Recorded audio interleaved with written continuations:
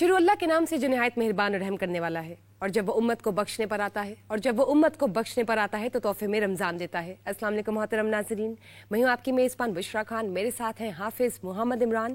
رمضان کا سمر ڈیجیٹل پر سحری کی exclusive transmission میں آپ سب کو بہت بہت خوش آمدید۔ رمضان کا سما ایک بار پھر لے کر آیا ہے رحمتوں، برکتوں، مغفرتوں والا سما۔ تو چلیے آئیے پروگرام کا باقاعدہ آغاز کرتے ہیں اور آپ کو ملواتے چلو اپنے مہمانوں سے جنہوں نے آج ہمیں جوائن کیا ہے سحری کی ایکسکلوزیو ٹرانسمیشن میں۔ آج ہمارے ساتھ ہیں ڈاکٹر پیر طارق شریف زادہ صاحب، جنہوں نے ماشاءاللہ سے پی ایچ ڈی کی ہے امریکہ سے بھی، مصر سے بھی، اور اسلامک اسکالر ہیں، سیرت النبی صلی اللہ علیہ وآلہ وسلم پر پروجیکٹس کرتے ہیں انٹرنیشنلی۔ اور ہمارے ساتھ ہیں نعت خواں محمد علی رضا طاری صاحب، ہمارے ساتھ ہیں مفتی سخاوت منیر نعیمی صاحب، ہمارے ساتھ ہیں قاری عطا المنان وارسی صاحب۔ بہت شکریہ آپ کا پیر صاحب، بہت شکریہ طاری صاحب آپ کا، وارسی صاحب اور قاری عطا المنان صاحب آپ کا، جناب مفتی سخاوت منیر نعیمی صاحب۔ اس سے پہلے کہ ہم کوئی بھی اور گفتگو کریں، یقینی طور پر یہ باعث رحمت ہے ہمارے لیے مہینہ، ہمیں اس سے فائدہ اٹھانا چاہیے ہر انداز میں، ہر طریقے سے۔ اگر کوئی کمی رہ جائے گی تو یقینی طور پر وہ ہماری کوشش میں ہی رہ جائے گی۔ اللہ تعالیٰ ہمیں یہ توفیق عطا فرمائے، ہماری استطاعت میں اضافہ فرمائے، اپنی رحمت سے ہمیں اس ماہ مبارک کی جو برکات ہیں وہ سمیٹنے کی اور اپنی رحمتوں کو اکٹھا کرنے کے اللہ تعالیٰ ہمیں توفیق عطا فرمائے۔ اور جب ہم رحمتوں کی بات کرتے ہیں تو قرآن کریم سب سے بڑی رحمت ہے اللہ کی، جو کہ ہمیں ہدایت ہے ہمارے لیے اپنے پہلے لفظ سے آخری لفظ تک۔ تو دلوں کو منور کرنے کے لیے تلاوت کلام پاک کے لیے گزارش ہے جناب قاری عطا المنان صاحب سے۔ اذا السماء انفطرت واذا الكواكب انتثرت واذا البحار فجرت واذا القبور بعثرت علمت نفس ما قدمت وأخرت يا أيها الإنسان ما غرك بربك الكريم الذي خلقك فسواك فعدلك في أي صورة ما شاء ركبك كلا بل تكذبون بالدين وإن عليكم لحافظين كراما كاتبين يعلمون ما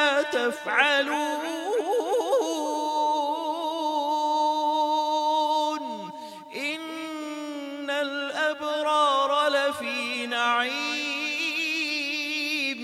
وإن الفجار لفي جحيم يصلونها يوم الدين وما هم عنها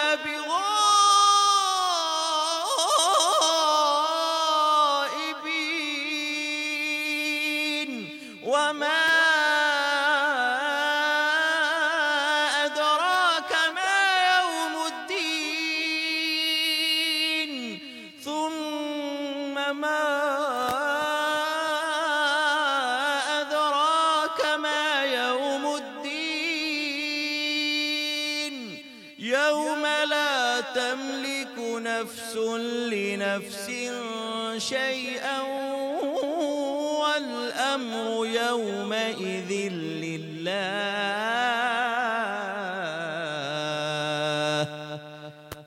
صدق الله العلي العظيم رسول النبی الکریم ونحن علی ذلک من الشاہدین۔ گزارش ہے جناب طاری صاحب آپ سے کہ حمد یا نعتیہ کلام نعت رسول مقبول صلی اللہ علیہ وسلم پیش کیجیے۔ یا رسول اللہ وسلم علیک یا حبیب اللہ. بہت ہی پیارا ہے. حمد پیش کرنے لگا میں کہ بندہ کون کسے نو کے دے سکدے بس صرف دعا کر سکدے ہووے سجن تے سجن دے روپ اندر ساری عمر وفا کر سکدے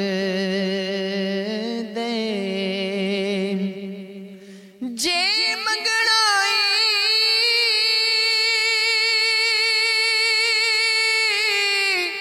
تے رب تو منگ جڑا صرف عطا کر سکدے جڑا کھوچوں کڈ کے یوسف نو سارے مصر دا شاہ کر سکدے میں بندائے آسی ہوں خطا کار ہوں مولا مولا میں بندائے آسی ہوں خطا کار ہوں مولا لیکن تیری رحمت کا طلبگار ہوں مولا میں بندائے آسی ہوں وابستہ ہے امید میری تیرے کرم سے مولا مولا میرے مولا مولا میرے مولا وابستہ ہے امید میری تیرے کرم سے تیرا ہوں فقط تیرا پرستار ہوں مولا مولا میں بندائے آسی ہوں خطا کار ہوں مولا باہر کے اجالے مجھے کیا راہ سجائے باہر کے اجالے مجھے کیا راہ سجائے اندر کے اندھیروں میں گرفتار ہوں مولا مولا میں بندائے آسی ہوں خطا کار ہوں مولا کہ جے میں ویکھاں عملاں بلے تے کچھ نہیں میرے پلے تے جے میں ویکھاں رحمت تیری مولا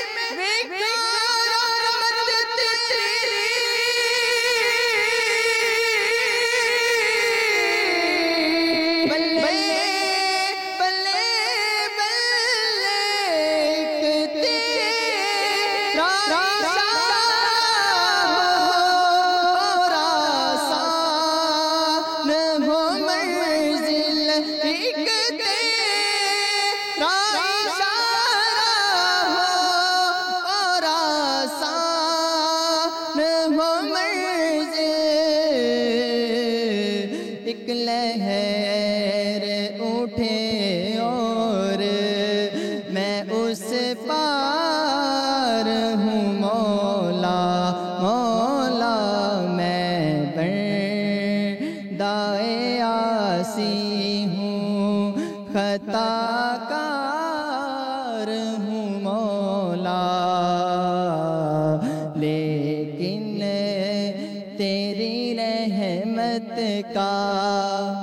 طلبگار ہوں مولا. بہت شکریہ ماشاءاللہ. تھینک یو محمد علی رضا طاری صاحب. جزاک اللہ جی، بہت جزاک پیاری اللہ، ماشاءاللہ نعت رسول جزاک مقبول اللہ. صلی اللہ بہت علیہ شکریہ وسلم آپ کا پیش کی. جناب طاری صاحب. بہت اور جی جب ہم بات کرتے ہیں ایک کالر لے لیں پہلے. جی السلام علیکم جی، کون صاحب محترمہ کہاں سے ہیں؟ جی وعلیکم السلام. میں حفصہ یعقوب بات کر رہی ہوں حافظ آباد سے. جی جی بتائیے حفصہ. جی میں نے مفتی صاحب سے پوچھنا تھا کہ اعتکاف پر جب خواتین بیٹھتی ہیں تو کیا یہ ضروری ہے کہ وہ زمین پر ہی سوئیں، اور اگر اکیلے سونے میں ڈر لگتا ہو تو کوئی اور ساتھ ہو سکتا ہے؟ بہت شکریہ آپ کا.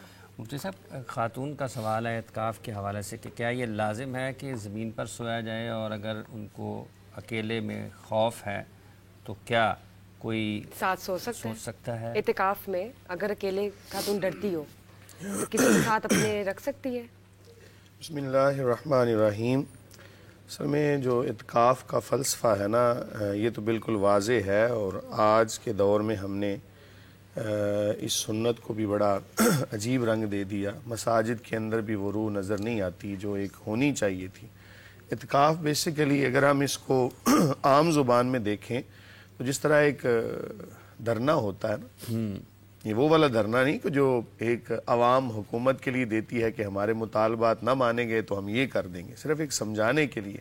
بندہ بیٹھ جاتا ہے اللہ کی بارگاہ میں یکسوئی کے ساتھ اور اپنی خطاؤں کو سامنے رکھتے ہوئے اور تنہائی میں اللہ تعالیٰ کی بارگاہ میں عرض کرتا ہے کہ مولا کریم تو میری خطاؤں کو بخشے گا تو میں یہاں سے اٹھوں گا. یہ اس معنی کے اندر تو یکسوئی ہونی چاہیے اور بالکل علیحدگی ہونی چاہیے. اگر سونے کے حوالے سے آپ کہیں جی فلاں بندہ میرے پاس آ جائے تو کیسا اعتکاف پھر ہوگا، آپ خود اندازہ لگائیں. تو اصل تو رات کا جو وقت ہے نا، اس میں ہی اصل جاگ کے عبادت کرنا.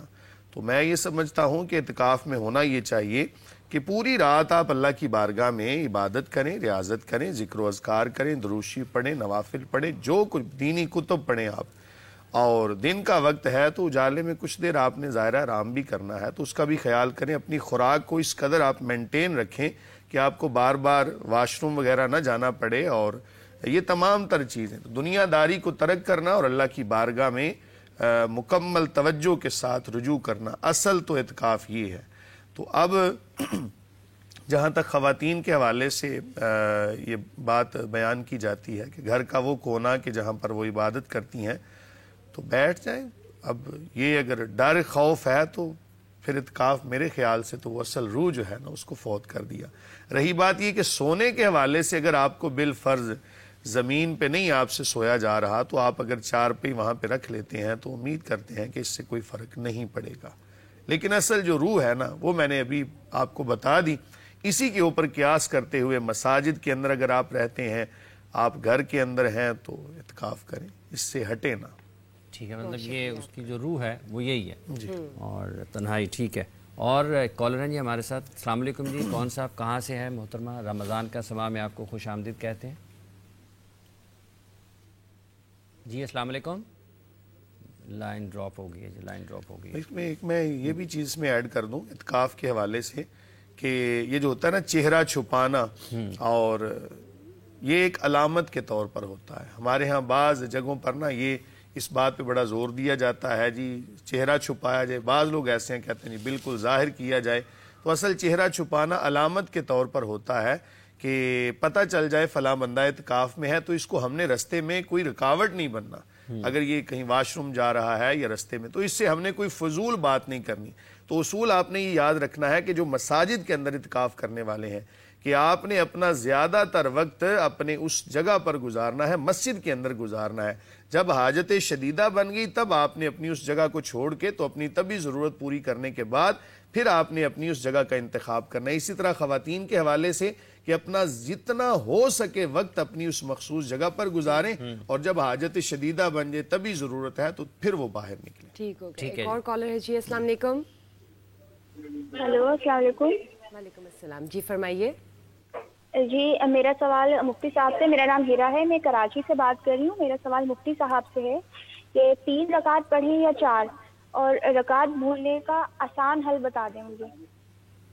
مطلب भूलने का या कि अगर भूल जाए तो अगर हम नमाज पढ़ते हुए हमने तीन रकात पढ़ी हैं और हम भूल गए कहना हमने रकात कितनी पढ़ी हैं, तो फिर उसका हल क्या है ये बता दें, इस सूरत में हम क्या करें? ठीक है, 3 पढ़नी है या 4 पढ़नी है, भूल गए तो क्या उसका? देखें, जब बंदा नमाज शुरू करता है ना तो उसको चाहिए कि इससे पहले जितनी चीज़ें हैं ना उनको पूरा कर ले, वुज़ू करे अच्छे तरीके से। तो मेरा ख्याल है कि ये भूलने वाला मामला नहीं पाया जाएगा। भूलना तब पाया जाता है कि जब कहीं हमारे वुज़ू के अंदर ना कोई ऐसा मसला, पाकीज़गी हमने सही तरह हासिल नहीं की, बल्कि अगर ख़ास तौर पे इमाम साहब अगर भूल जाएं तो इस हवाले से बयान किया जाता है कि जो पीछे इक्तदा करने वाले हैं ना उनमें यकीनी तौर पर कोई ऐसी चीज़ पाई गई होगी, किसी का वुज़ू मुकम्मल नहीं होगा, तो इसकी वजह से इमाम साहब को बुला दिया जाता। तो ये भूलना भुलाना जो होता है ना, ये असल में हमारी जो कोताही है ना उसकी वजह से। जब नमाज आप शुरू करें तो ये सारी की सारी चीज़ें ख़ास तौर पर पाकीज़गी का ख्याल करते हुए मुकम्मल वुज़ू करके नमाज शुरू करें। बिलफ़र्ज़ नमाज के दौरान आपको ये खदशा लाहिक हुआ कि पता नहीं अब 3 है या 4, तो आप इतनी देर तक तवक्कुफ करें कि जितनी देर में 3 मरतबा तस्बीह सुबहान अल्लाह सुबहान अल्लाह सुबहान अल्लाह, इतनी मिकदार से कम आप तवक्कुफ में सोच लें, तहरी कर लें कि क्या मेरी 3 रखते थी या 4। अगर आपकी समझ के मुताबिक 4 रखते थी तो आप 4 पर ही बिना करें, और अगर आपकी समझ के मुताबिक तहरी करने के दौरान आपके जहन में आया कि मेरी 3 है, तो ऐसी सूरत हाल में आपकी 3 ही होंगी, क्योंकि आपकी तहरी के मुताबिक 3 रखते थी। अगर बिलफर्ज आपको बिल्कुल 50-50 चांस है, आपको पता ही नहीं चल रहा कि 3 है या 4, तो ऐसी सूरत हाल के अंदर आपको नमाज दोबारा पढ़ना पड़ेगी।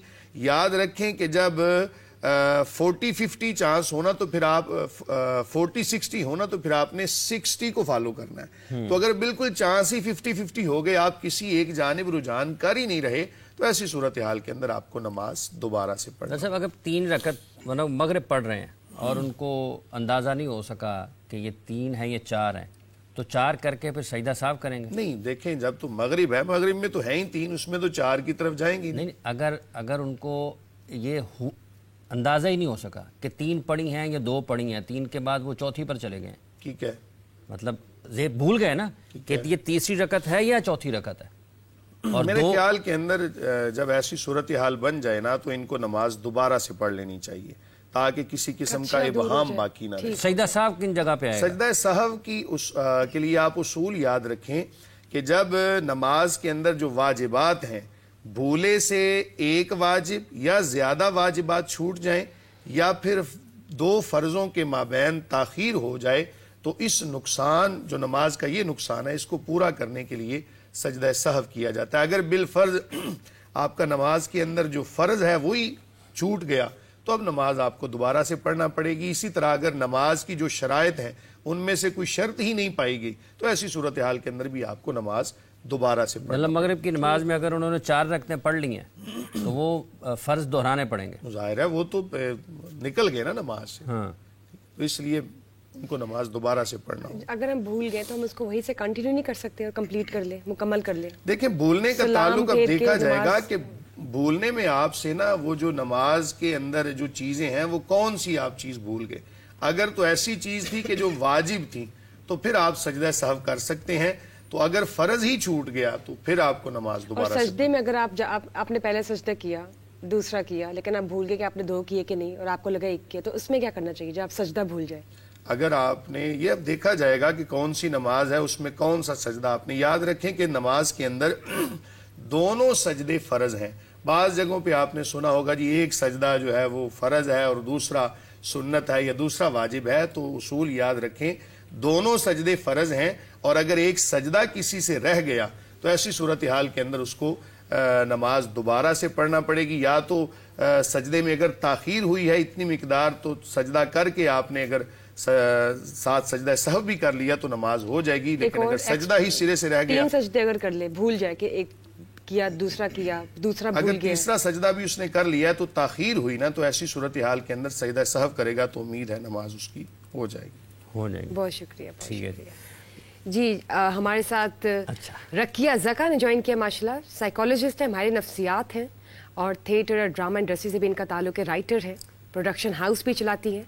और जब हम बात करते हैं साइकोलॉजिस्ट की, तो साइकोलॉजिस्ट है जी पाकिस्तान में, वो हमारे नफ्सियात हैं। और आज इनसे जानेंगे کہ روزے جب ہم رمضان میں رکھتے ہیں تو اس کا ہماری سائیکالوجی پہ، ہماری نفسیات پہ کیا اثرات مرتب ہوتے ہیں اور اس سے ہمیں کتنے فائدے ہوتے ہیں، اس حوالے سے بھی جانیں گے۔ السلام علیکم جی۔ السلام علیکم۔ کیسی ہیں آپ؟ الحمدللہ۔ کیسی ہیں میڈم راکیہ، آپ خیریت سے؟ جی صحت سے ٹھیک ہے؟ بالکل رمضان ٹھیک چل رہا ہے آپ کا؟ بہت اچھا جا رہا ہے، تھینک یو۔ پیر صاحب آپ خیریت سے؟ اللہ کا بڑا ہی احسان، الحمدللہ۔ کیسے جا رہا ہے آپ کا رمضان؟ الحمدللہ علی کل حال جی، رمضان ہمیشہ ہی جی ایک نیکیوں کا موسم بہار ہے جی جی، اور یہ ایک اللہ کی طرف سے خود احتسابی کے حوالے سے بھی، اس کی رحمتیں برکتیں سمیٹنے کے حوالے سے ایک بہت بڑا اپورچونٹی کا پیکیج ہے۔ بے شک، سو اسے میکسیمم اویل کرنے کی کوشش کرنی چاہیے۔ بالکل بالکل۔ جب بات کرتے ہیں ڈاکٹر پیر طارق شریف زادہ صاحب سے، تو سر مجھے یہ بتائیں کہ آپ کا پیر خانے سے تعلق ہے ماشاءاللہ، تو یہ آپ نے جو رجحان ہے آپ کا سیرت النبی صلی اللہ علیہ وسلم پہ آپ پروجیکٹس کرتے ہیں انٹرنیشنلی، یہ آپ کو جیسے کہتے ہیں نا ایک لیگیسی میں سوگات آئی ہے یا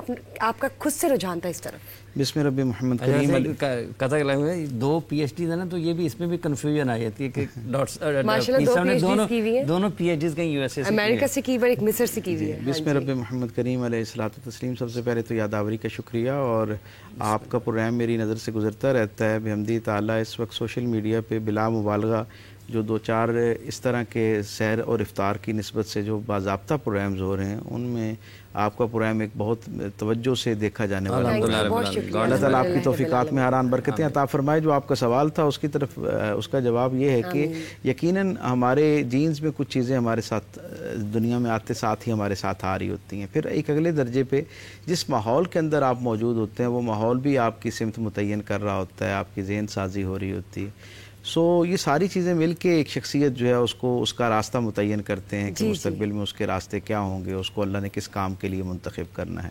تو یقیناً پیر خانے میں پیدا ہونا اور وہاں کا جو ایک دینی ماحول ہے وہ ایک بنیادی محرک تھا، اس میں تو کوئی دو رائے نہیں ہے۔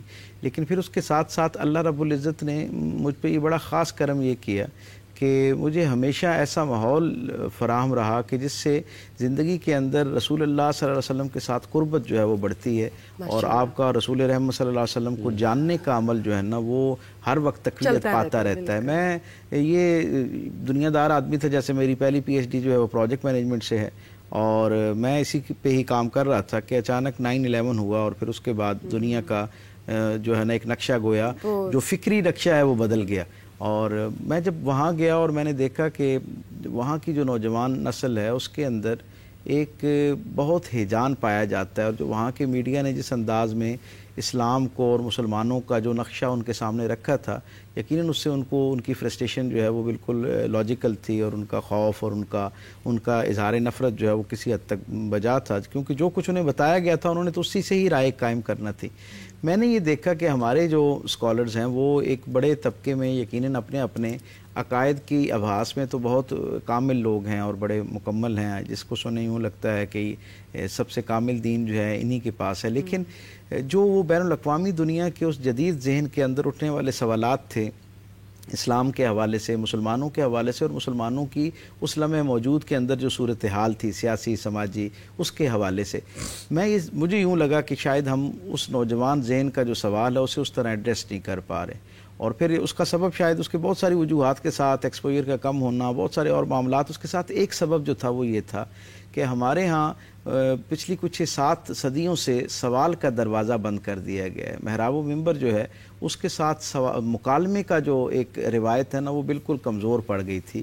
یعنی ہم دیکھتے ہیں کہ جمعوں کی خطبات ہوں یا خصوصی ایام کے اوپر مسجد کے اندر ہونے والی تقاریب، ایک لیگیسی ہے کہ کئی صدیوں سے وہ مونولوگ کا شکار ہے کہ ایک ہمارے جو عالم ہیں، اسکالر ہیں، وہ آتے ہیں اور جو انہوں نے اپنا ایک ذہن کسی بھی ایک عنوان کے تحت مرتب کر رکھا ہے، وہ صرف اس پہ گفتگو کرتے ہیں۔ یقیناً اس سے ہم تک تو خیر پہنچتی ہے، لیکن اس مونولوگ کا نقصان یہ ہوا کہ وہ جو بین الاقوامی دنیا میں نئے لوگ جو ایک بہت بڑی تعداد اس دین کے آغوش رحمت میں آ سکتے تھے، ہم جواب نہ دینے کے مزاج کی وجہ سے بہت سارے ایسے لوگوں کو اس دین کا حصہ نہیں بنا پائے، شاید ان کے لیے ویسے حوصلہ افزائی نہیں کر سکے۔ معذرت چاہتا ہوں، یہ جو آپ نے ایک بڑا نازک اور حساس سا معاملہ چھیڑا ہے تو چک کے مسیحوں باہر چھوڑ دینا۔ جی ہاں، بالکل ایسے ہی ہے۔ میں تو یعنی بہت خیر وہ جو ہوا، اب میں نے وہاں دیکھا کہ ہمیں اس کے حوالے سے کچھ کام کرنا چاہیے. اور مجھے یوں لگا کہ دنیا بھر میں انسانوں کی تاریخ اس بات پر متفق ہے, یعنی ماہر نفسیات بھی اس کو انڈورس کرتے ہیں کہ ہمیشہ جو لوگ غالب آ رہے ہوتے ہیں, جو کامیاب لوگ ہوتے ہیں نا, ان کو ایز اے ہیرو لیا جاتا ہے, ان کی بات کو سنا جاتا ہے, انہیں ان کی تقلید کرنے کی کوشش کی جاتی ہے. تو ایک ایسا زمانہ جس کے اندر مغرب جو ہے وہ بہت ایک جدید اپنے انوائرمنٹ کے ساتھ, جو ایک ریالٹی ہے اس پہ جتنا بھی آپ کلام کریں وہ حاصل یہی ہے کہ کئی حوالوں سے ظاہری معاملات میں وہ بہت آگے کی دنیا کے لوگ ہیں.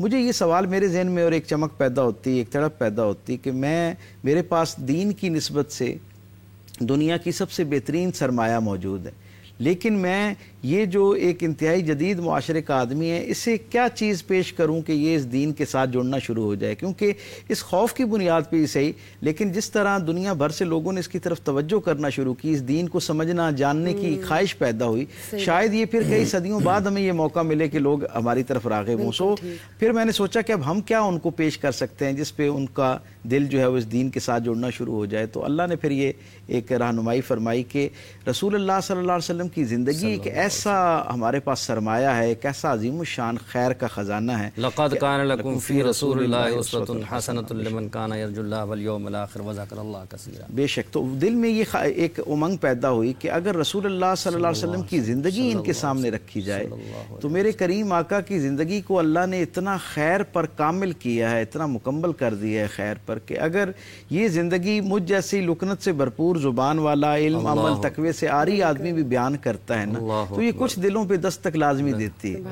مجھ سے ویسٹ میں لوگ سوال کرتے ہیں نا کہ ہم رسول اللہ صلی اللہ علیہ وسلم کے, آپ کے رسول کی کون سی اسوہ جو ہے, کون سی بایوگرافی جو ہے اس کو پڑھیں. تو میں کہتا ہوں کہ آپ کی نظر میں وہ شخص جو سب سے بڑا کریٹک ہے نا رسول اللہ صلی اللہ علیہ وسلم کا, سب سے بڑا ناقد ہے, آپ اس کی لکھی ہوئی سیرت جو ہے وہ پڑھنا شروع کر دیں.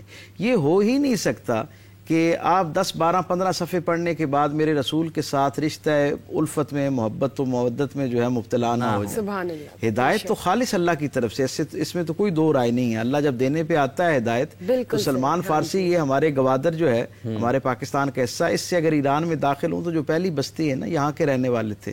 آج کی دنیا کے نقشے کے 13 ملک گھوم کے وہ مدینہ پہنچے. اور میں بڑے ذوق سے یہ اپنے سامعین کو نظر کیا کرتا ہوں کہ سرکار فارسی نہیں بولا کرتے تھے, آقا کریم صلی اللہ علیہ وسلم فارسی نہیں بولتے تھے, عربی بولتے تھے. اور سلمان فارسی کو عربی آتی نہیں تھی, فارسی بولتے تھے.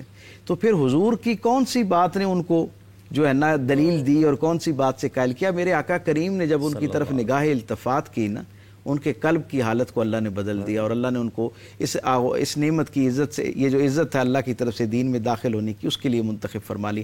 دینے پہ آ جائے تو ہدایت کا معاملہ ایسا ہے کہ اتنے دنیا کے دوسرے کونے سے اٹھ کے آنے والے آدمی کو, صہیب رومی کو وہاں سے عطا کر سکتا ہے, بلال حبشہ سے آنے والے بلال کے خاندان کو نواز سکتا ہے.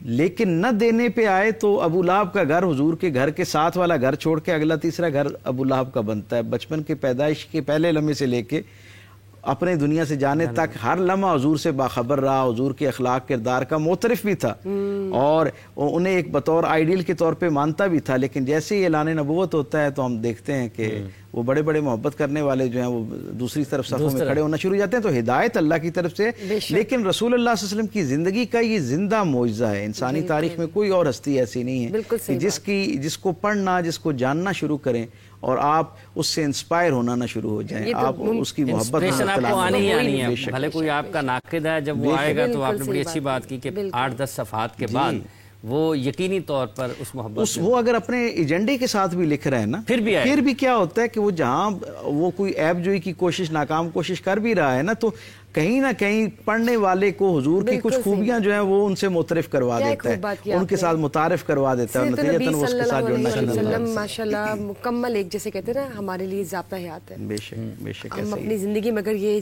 چیزیں لے آئے تو کہاں سے کہاں کامیابی کی راہ پر ہم گامزن ہو جائیں. بے شک. اور جب میں بات کرتی ہوں راکیہ صاحبہ سے, مجھے بتائیں آپ ماشاءاللہ ماہر نفسیات ہیں, تو آج مجھے بتائیں کہ کیا ریلیشن ہے سائیکالوجی کا اور روزے رکھنے کا. اسلام نے ہمیں حکم دیے روزے کا, 12 مہینے میں ایک مہینہ آتا ہے رمضان المبارک, جس میں ہم 30 دن لگاتار روزے رکھتے ہیں اللہ کی رضا کے لیے. تو اس پہ ہیومن باڈی پہ کیا اثر پڑتا ہے روزے کا اور سائیکالوجی کا، مائنڈ سائیکالوجی کا، فزیکل جو ہماری باڈی ہے اس کا کیا تعلق ہے؟ السلام علیکم. سب سے پہلے تو مدعو کرنے کے لیے بہت شکریہ، کیونکہ مجھے لگتا ہے کہ ہماری عبادات میں اور جب بھی رمضان کی یا اسلام کی بات ہوتی ہے تو ہم بہت بڑا ایک پہلو ہے نفسیات کا جو ہم اکثر مس کر جاتے ہیں اور ہم اس پہ بہت دھیان نہیں دیتے. محترم کی بات سے بھی ایگری کروں گی کہ جہاں تک ہمارا اسلام پہنچنا چاہیے تھا اسے نہ پہنچ سکنے کی بھی بہت بڑی وجہ ہے کہ ہم نے علوم اور جتنے بھی معاملات ہیں اس حوالے سے ان پہ بہت زیادہ دھیان نہیں دیا. ہمارا سارا فوکس ہوتا ہے کہ اچھا ٹھیک ہے روزہ رکھ لیا، ثواب مل گیا، بات ختم. لیکن کسی بھی احکام کے پیچھے کیا اس کی وجوہات ہیں، اس کا نفسیاتی پہلو جاننا بہت ہی ضروری ہو جاتا ہے. اب ہم اس کے جو روزہ ہے اس کے لغوی معنی جو ہیں رک جانے کے ہیں. تو اگر ہم اس حوالے سے بات کریں کہ جو جانوروں اور انسانوں میں جو ایک خصلت ان کو مختلف بناتی ہے وہ یہی ہے کہ جانور رک نہیں سکتے، وہ سوچ سمجھ کے رک نہیں سکتے. اگر ان کو بھوک لگی ہے تو وہ چیر پھاڑ کے کھا جائیں گے. ایک انسان کے لیے وہ جرم ہے اور وہ رک بھی سکتا ہے، وہ سوچ سمجھنے کے بعد رک سکتا ہے. تو یہ ایک خاصیت جو انسان کو خصوصی طور پہ دی گئی ہے، بالکل، تو یہ اس کی ٹریننگ کا نام ہے. روزہ رک جانے کا نام ہے. بس یہ آپ کی ہر طرح کی جبلت کو، ہر طرح کی امپلسز کو ٹرین کرتا ہے، تاکہ ہمارے ذہن میں یہی آتا ہے کہ روزہ جو ہے وہ رمضان کا جو سارا ہے وہ اصل میں جو ٹارگٹ ہے وہ ایک مہینہ ہے، لیکن اصل میں یہ ایک ٹریننگ کا ایک عرصہ ہے، مطلب آپ کی ٹریننگ ہو رہی ہوتی ہے. بالکل ایک ورک شاپ. امپلس کی آپ نے بات کی تو اس سے واقعی فرق پڑتا ہے ہمارے جیسے کہہ دیتے موڈ پہ، موڈ سوئنگز پہ؟ کیا ذرا بتائیں. بالکل. اگر کچھ لوگ جن کو باقاعدہ ان کا علم ہے نفسیات، وہ جانتے ہوں گے کہ جو امپلس کنٹرول ہے یا جسے ڈیلیڈ گریٹیفیکیشن کہتے ہیں، وہ ہماری سکسیس میں، ہماری پرسنالٹی ڈیولپمنٹ میں کتنا بڑا اس کا ایک ہاتھ ہوتا ہے. مثال کے طور پہ ایک انسان جو فرض کریں کہ وہ اپنا وزن کم کرنا چاہتا ہے یا سکسیس حاصل کرنا چاہتا ہے، اچھے نمبروں سے پاس ہونا چاہتا ہے، تو آپ دیکھیں کہ اس کی جبلت اس کے راستے میں کتنی زیادہ ہرڈل پیدا کرے گی. کہ وہ پڑھنے بیٹھا ہے تو اس کی جبلت کہے گی کہ ابھی کچھ کھا لو، آرام کر لو، کچھ ٹی وی دیکھ لو. لیکن اگر اس کا ایک اچھا امپلس کنٹرول ہے تو وہ کہے گا نہیں، ابھی میں یہ کام کر لوں، اب یہ جو میرا کام کرنے والا ہے میں وہ کروں. جو میری جبلت ہے اس کو ڈیلیڈ گریٹیفیکیشن کے تھرو میں سکسیس اچیو کرنا چاہتا ہوں، میں اپنے فیوچر کے ساتھ کمپرومائز کروں. یہ بتائیے روزے کی حالت میں، روزہ تو کہتے ہیں صبر کرے، تحمل کرے اور بڑے اسموتھلی چلے، اپنے ایٹیٹیوڈ کو ٹھیک رکھے، اخلاق کو ٹھیک رکھے، وہ ہمارا ایک ٹیسٹ بھی ہوتا ہے. لیکن بعض اوقات دیکھا آپ نے کرینکی موڈ سوئنگز، غصہ سب، ہاں تو یہ تو روزے کی حالت میں اکثر آپ دیکھیں کرینکی بھی ہو جاتا ہے، غصہ بھی آتا ہے، کچھ چیزوں میں آپ صبر بھی نہیں شو کر سکتے. تو یہ کیا وجہ ہے؟ بھوک، پیٹ خالی ہوتا ہے، دماغ بھی خالی ہو جاتا ہے کیا؟ روزے کا سب سے بڑا جو ایک وہ ضرب پڑتی ہے وہ آپ کی بہت بیسک جبلت ہے، جس میں آپ کا خوراک، ہنگر انسٹنکٹ ہے، آپ کی جبلت ہے وہ بہت بڑی. اور میرے خیال سے جب بچہ پیدا ہوتا ہے تو اسی جبلت کے ساتھ بھیجا جاتا ہے. اس کے بعد جو آپ کی سیکچول جو نیڈز ہیں وہ بھی آپ پہ روک دی جاتی ہیں. تو آپ یہ سمجھ لیں کہ آپ کی بہت بیسک جبلت پہ اللہ تعالیٰ وہ ضرب لگانے کی کوشش کرتے ہیں، کنٹرول. ہاں جی بالکل. تو اگر آپ ایک جبلت کو ٹرین کرنا سیکھ لیتے ہیں، ریگولیٹ کرنا سیکھ لیتے ہیں، تو اس کا اثر باقی جبلتوں پہ پڑتا ہے. اگر آپ کو بھوک کنٹرول کرنی آ جاتی ہے، آپ اس کے ساتھ ڈیل کرنا سیکھ لیتے ہیں، تو آپ غصے کو بھی بہت حد تک ڈیل کر سکتے ہیں. آپ جو مختلف قسم کی ڈس اپوائنٹمنٹس ان کے ساتھ بھی ڈیل کر سکتے ہیں کہ آپ کو پتہ ہے آپ کھا سکتے ہیں پر آپ نہیں کھا سکتے. اس کا مطلب ہے کہ آپ کو یہ معلوم ہے کہ اگر میں کنٹرول کرنا چاہوں تو میں کر سکتا ہوں. تو یہ چیزیں اتنی بھی مشکل نہیں ہیں. تو وہ اس حوالے سے کہ میرے خیال سے کھانے کو اسی لیے منع کیا گیا، ورنہ خالی عبادات کا ایک روزہ ایک مجموعہ ہوتا.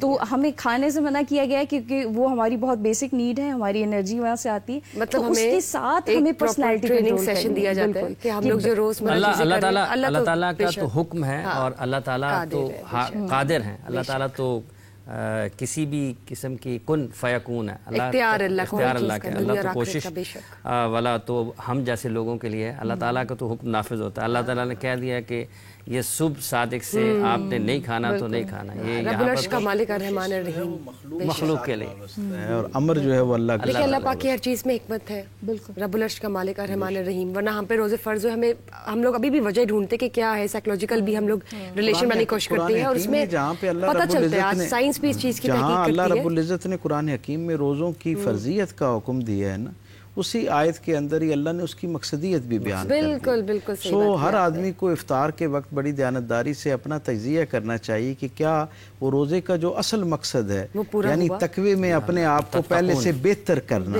کیا آج کا روزہ مجھے پہلے کی نسبت زیادہ اللہ کے قریب کرنے کا ذریعہ بن رہا ہے؟ کیا میں پہلے کی نسبت زیادہ اللہ کے احکامات کے قریب ہوں یا نہیں ہوں؟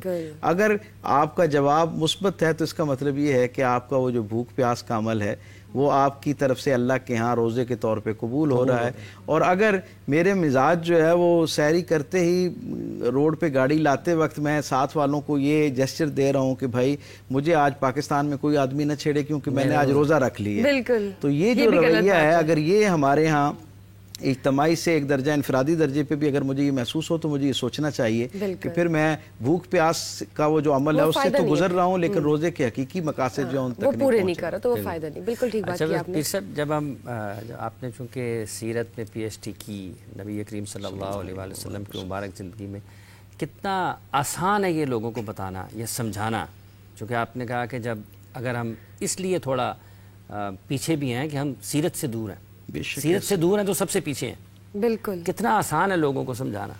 دین فطرت جو ہے نا جی، جب ہم اس کو جاننے کی جذبے سے اس کی طرف بڑھتے ہیں تو ہمیں پتہ چلتا ہے کہ دین جو ہے میرے نزدیک اس کی سب سے آسان تعریف یہ ہے کہ مزاج نبوی کا نام دین ہے۔ جو شخص رسول اللہ صلی اللہ علیہ وسلم کے مزاج کو جاننا شروع کر دیتا ہے حقیقت میں وہ دین کو جاننا شروع کرتا ہے۔ دین سے مراد جیسے ہم دین کا نام لیتے ہیں تو عبادات کا ہمارے ذہن میں ایک تصور پیدا ہوتا ہے، حالانکہ دین ایک پورا نظم زندگی ہے، پورا زندگی گزارنے کے ایک اسلوب اور ایک پورا کمپلیٹ پیکیج ہے۔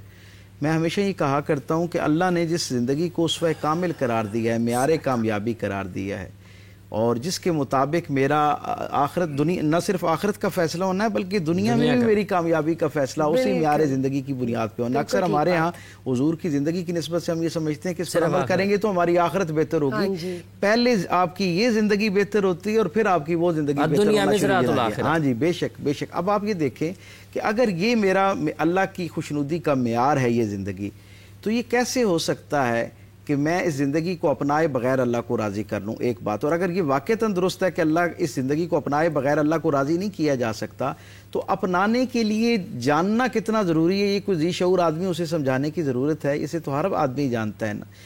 جاننے کا عمل اس لیے ضروری ہے کہ جب کسی کو جاننا شروع کر دیتے ہیں تو اس کو ماننا آسان ہو جاتا ہے، اور جب کسی شخصیت کو ماننے کے مرحلے پر پہنچ جاتے ہیں تو پھر اس کی زندگی کو اپنانا آپ کے لیے آسان ہو جایا کرتا ہے۔ سو اللہ کی رضا تک پہنچنے کا جو بہت اساسی نقطہ ہے وہ رسول اللہ صلی اللہ علیہ وسلم کی زندگی کو جاننا ہے، کیونکہ جانیں گے تو ماننا آسان ہو جائے گا، مانیں گے تو اپنانا آسان ہو جائے گا، اور جیسے یہ زندگی اپناتے جائیں گے، جتنا اس زندگی کو اپنی زندگی پر نافذ کرتے جائیں گے، اس رنگ کو اپنے رنگ پر غالب کرتے جائیں گے، آپ حقیقت میں اللہ کے رنگ میں رنگتے جائیں گے اور اللہ کے قرب کو جو ہے اس کی منزل آپ کے لیے آسان کر دی جائے گی۔ جو آپ نے ایک بڑا اہم سا نازک سا معاملہ چھیڑا ہے کہ آپ کے جو خطیب ہیں، مقرر ہیں، ان سے سوال والا پہلو جو ہے وہ ختم ہو گیا اور اس نے ہمیں نقصان پہنچایا۔ یہ کیا رکاوٹ ہے؟ کیوں سوال کا یہ سلسلہ بند ہوا ہے؟ جب کوئی شخص بھی علم کے اندر غور و فکر کا دروازہ، اصلاح کا دروازہ بند کر دیتا ہے تو سارے خیر کے دروازے بند ہونا شروع ہو جاتے ہیں۔ اللہ کے رسول سے زیادہ کسی کے پاس کامل بات ہو سکتی ہے؟ تصور کیجئے، کسی کو اپنی بات کی کاملیت کا یقین ہو سکتا ہے، ان سے بڑھ کے نہیں ہو سکتا۔ سوال نہیں۔ لیکن میرے کریم آقا کی زندگی کا احوال تو یہ ہے کہ ڈاکٹر لیورن زیسلر جیسا آدمی یہ لکھنے پر مجبور ہے کہ 11 سمر سیزنز ہیں رسول اللہ صلی اللہ علیہ وسلم کے مدینے میں، 11 گرمیوں کے زمانے حضور کی زندگی میں ہمیں ملتے ہیں مدینے کے، جن میں 9 ایسے ہیں جن میں حضور کا ایک وقت جو ہے وہ مدینے شہر کے اندر گزرا، بستی کے اندر گزرا۔ 9 کے 9 سمر سیزنز کا احوال یہ ہے کہ عشاء کی نماز کے بعد اللہ کے رسول اپنے اصحاب کو 2 حصوں میں 2 گروہوں میں تقسیم کرتے ہیں اور ان سے عرف عام میں اس طرح کا سوال کرتے ہیں جس کا ظاہری طور پر نہ اعتقادات سے تعلق ہوتا ہے نہ عبادات سے تعلق ہوتا ہے۔ تو پھر کن موضوعات پر گفتگو ہو رہی ہے؟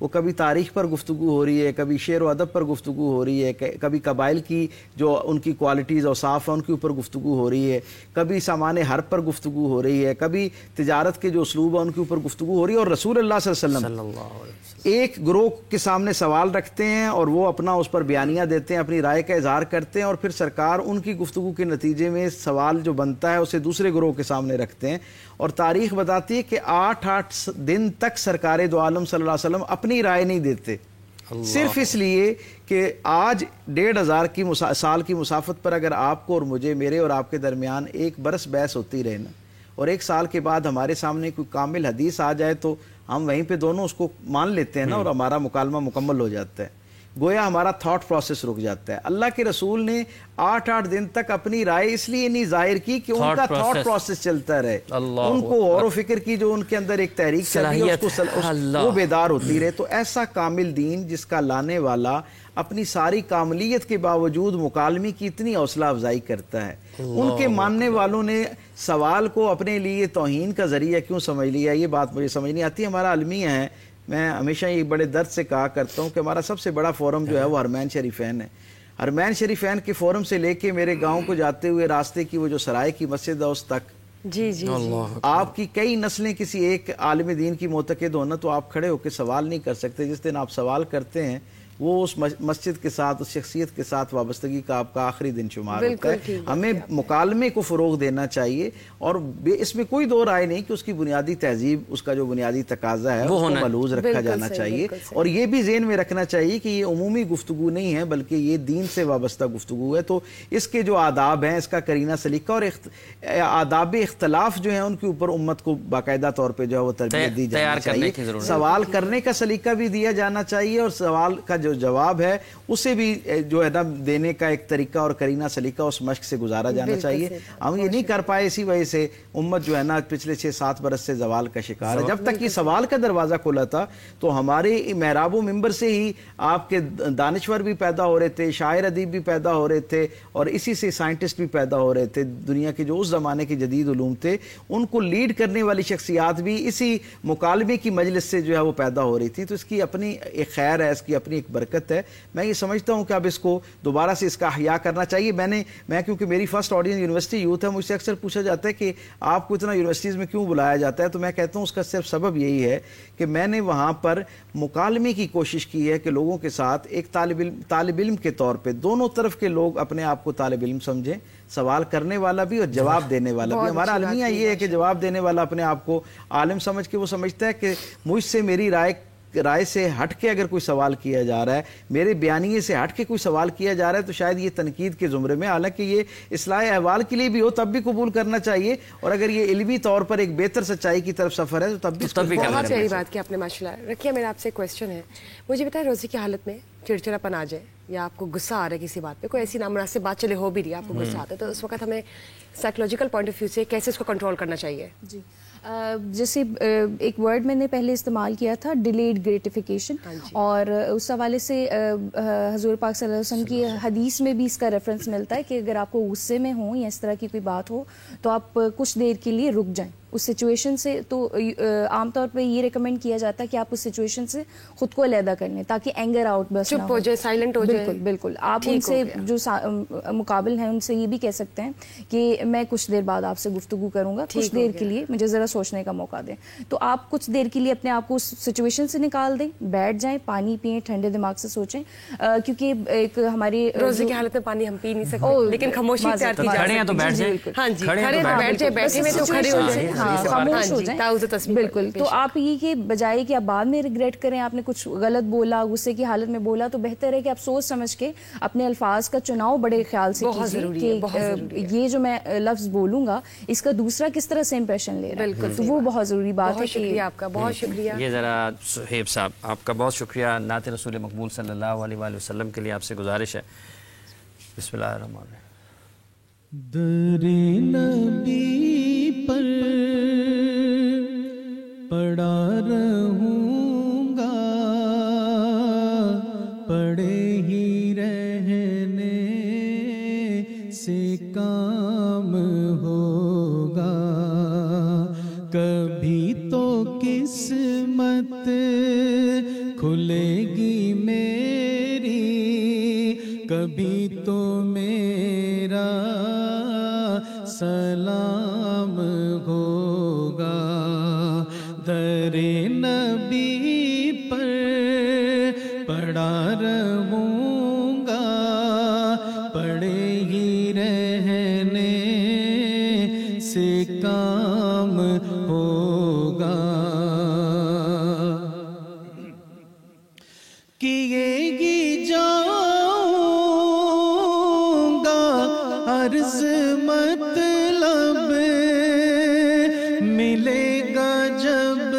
تک نہ دل کا مطلب کیے گی جاؤں گا عرض مطلب ملے گا جب تک نہ دل کا مطلب نہ شام مطلب کی صبح ہوگی نہ یہ فسانہ تمام ہوگا نہ شام مطلب کی صبح ہوگی نہ یہ فسانہ تمام ہوگا جو دل سے ہے مائل پیمبر یہ اس کی پہچان ہے مقرر جو دل سے ہے مائل پیمبر یہ اس کی پہچان ہے مقرر کہ ہر دم اس بے نوا کے لب پر درود ہوگا سلام ہوگا کہ ہر دم اس بے نوا کے لب پر درود ہوگا سلام ہوگا خلاف محبوب کچھ ہوا ہے نہ کوئی عاشق سے کام ہوگا خلاف محبوب کچھ ہوا ہے نہ کوئی عاشق سے کام ہوگا خدا بھی ہوگا ادھر ہی اے دل جدھر وہ عالی مقام ہوگا در نبی پر پڑا رہوں گا پڑے ہی رہنے سے کام ہوگا. جزاک اللہ جی سہیب صاحب، آپ کا بہت بہت شکریہ. آپ تشریف لائے اور آپ نے نہایت ہی عمدہ اور احسن انداز سے نعت رسول مقبول صلی اللہ علیہ وآلہ وسلم پیش کی، اور یہ تو ایک طرح سے دعا بھی ہے، خواہش بھی ہے. اللہ تعالیٰ آپ کو سلامت رکھے. پیر صاحب آپ تشریف لائے، آپ کا بہت بہت شکریہ اور بہت اچھی گفتگو آپ نے بھی کی. اور جو سب سے اہم اس میں ہے وہ یہ ہے کہ یہ جو مکالمہ ہے اور سوال ہے، اگر آپ یہ سوال کا دروازہ نہیں کھولیں گے تو اصلاح کا پہلو بھی نہیں نکلے گا. بالکل صحیح بات. راکیہ صاحب آپ کو بھی بہت بہت شکریہ، آپ تشریف لائیں. ناظرین کرام، سحری کی ٹرانسمیشن کا وقت اپنے اختتام کو پہنچتا ہے. ہم یہاں سے آپ سے اجازت لیتے ہیں کچھ وقت کے لیے، کیونکہ افطار میں آپ سے دوبارہ ملاقات ہوگی انشاءاللہ. رمضان کا سما افطاری کی ایکسکلوزیو ٹرانسمیشن میں آپ سے ملاقات ہوگی. تب تک کے لیے اجازت دیجیے. اللہ حافظ.